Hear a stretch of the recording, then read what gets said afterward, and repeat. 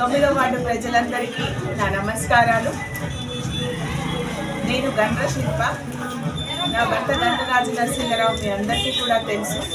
తను చేసిన అభివృద్ధి పనులు, తను ప్రజల కోసమే జీవిస్తూ ఉంటే, ప్రజలంటేనే తన ధైర్యం, ప్రజలు తన వెనుకున్నారనే ధైర్యం.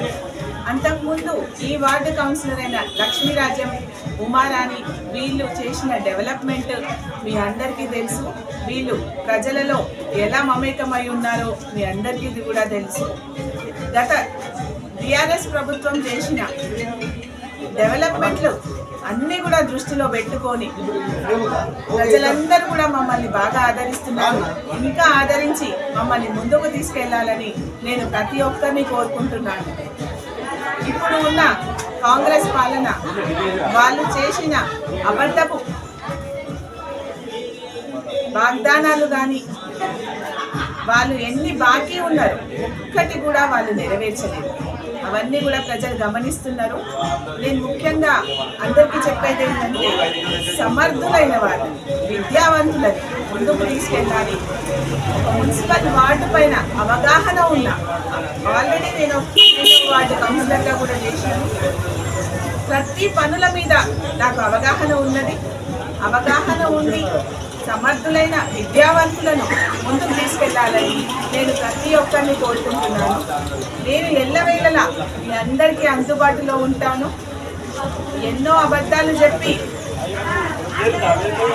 అపోజిషన్ పార్టీ వాళ్ళు కానివ్వండి చెప్తున్నారు. అవన్నీ కూడా మీరు ఎండగట్టి మంచి మెజారిటీతో మమ్మల్ని గెలిపియాలి అని అందరినీ కోరుకుంటున్నాను. 9వ వార్డు ప్రజలందరికీ కూడా నేను ప్రతి మౌలిక సదుపాయాలు ఏవైతే నేను చేయాలో అవన్నీ కూడా పూర్తి చేస్తానని, నేను ఈరోజు వార్డులో తిరుగుతుంటే చాలామంది వాళ్ళకున్న సమస్యల్ని కూడా చెబుతున్నారు. అవన్నీ కూడా నోట్ చేసుకొని వాటన్నిటిని కూడా తక్షణమే పూర్తి చేసి నేను మీ అందరికీ మంచి పనులు చేసి ఈ వార్డుని అభివృద్ధి చేస్తా అని మీ అందరికీ మాటిస్తున్నాను. నేను నాతో పాటు ఉమా మీ అందరికీ అందుబాటులో ఉండి ప్రతి పనిని పూర్తి చేస్తాము. 9వ వార్డుకి సంబంధించిన ఎలక్షన్ ఈ నెల 11వ తారీఖున జరగబోతుంది. కేరళ ఇంగ్లీష్ మీడియం స్కూల్లో మన పోలింగ్ బూత్ ఉంది. నా వరుస క్రమ 2 గండ్ర శిల్ప, కారు గుర్తు BRS పార్టీ తరఫున నేను పోటీ చేస్తున్నాను.